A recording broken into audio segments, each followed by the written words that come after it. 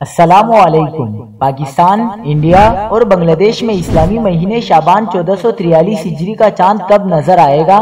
شب برات کب اور کس دن ہوگی؟ کیا آپ حالات حاضرہ سے آگاہی حاصل کرنا چاہتے ہیں؟ خبر کے پیچھے چھپے اصل حقائق جاننا چاہتے ہیں تو ابھی سبسکرائب کیجئے ذیل پاکستان کو اور ساتھ ہی گھنٹی کے نشان پر کلک کر دیں۔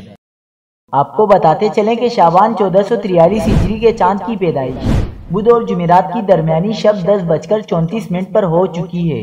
رؤیت ہلال کمیٹیوں کے اجلاس بھی جاری ہیں جس میں شعبان کے چاند کی رؤیت کا جائزہ لیا جا رہا ہے۔